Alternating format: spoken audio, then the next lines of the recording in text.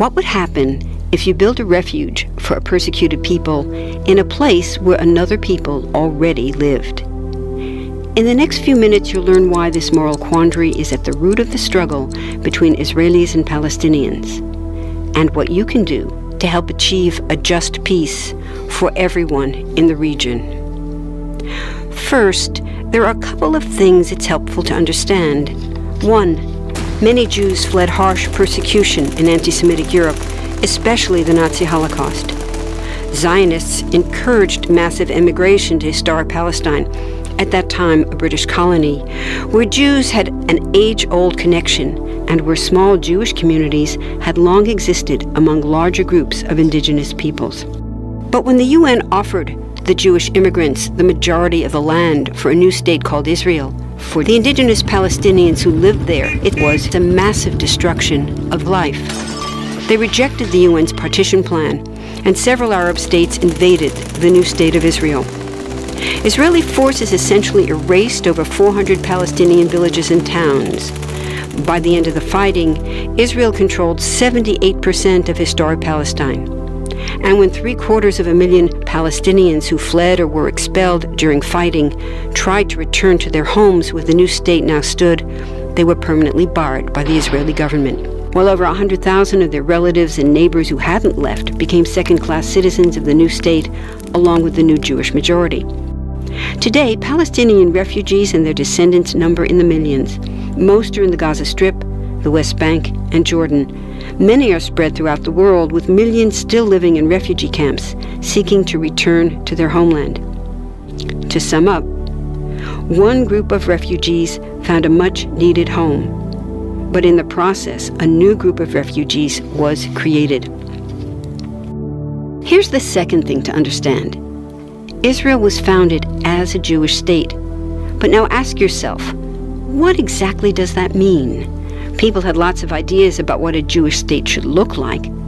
Some called for equality for all citizens. But what was created, in practice, was institutional discrimination against non-Jews. In other words, Israel ended up being built on a blueprint of exclusion. The Israeli government wants maximum land and resources for Jews, but not the Palestinians living there. That's why, inside Israel, Jews get special privileges, including rights to land and housing, that are denied to the Palestinian citizens, who make up 20% of Israel's population. That's also part of why Israel has never defined its borders. In fact, they still hold on to land, the West Bank and Gaza, that they conquered in the war in 1967. Since then, Israel has built Jewish settlements throughout the occupied West Bank, building Jewish-only cities and supplying them with infrastructure like roads and army camps, schools, and even a college. Military occupations are meant to be temporary, but after 40-plus years, this one looks permanent and entirely unjust. In the West Bank, Israeli Jewish settlers and Palestinians live on the same land, but must live under two completely separate and unequal systems of Israeli law. The Jewish settlers dominate the natural resources, including water and agricultural land, and they're backed by the Israeli army. To maintain the occupation, Israel has demolished thousands of Palestinian homes and orchards, confiscated Palestinian land, bombed a captive civilian population in Gaza, and punished resistance with raids, arrests, and assassinations, all to gain maximum land, while making life so difficult for Palestinians that they will either leave or be too afraid to resist. Palestinians have fought back. For decades, they tried to achieve national liberation through armed struggle. Some groups still do. But the majority now support popular protest instead. The deeply harmful pattern of control, repression, and violence profoundly harms Palestinians living under occupation and Israelis living as occupiers. This must be broken to reach a peaceful and secure future for both peoples. Now that you understand the problem, what about the solution? What about peace talks? So far, over 2 decades of U.S.-backed peace talks have actually made things worse by helping Israel continue the occupation. It's been years of talking while Israel massively expanded the Jewish settlements and literally redrew the map. Peace talks are good if they're real, but not when they're theater to cover a land grab. So now what?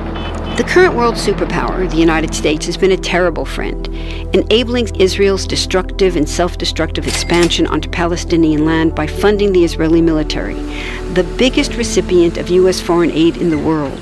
But there's another superpower that can make the difference: you.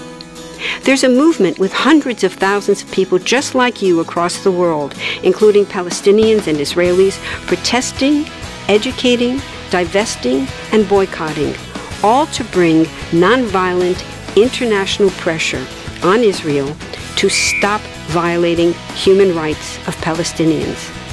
Throughout history, where governments have failed to push for justice, people just like you, like us, have taken the lead and won. Now it's the Palestinians' turn for freedom and justice. We can pressure Israel to end the occupation and the discrimination. We want all people, Jews and Palestinians, to have equality, human rights, and democracy. We can change history. Join us.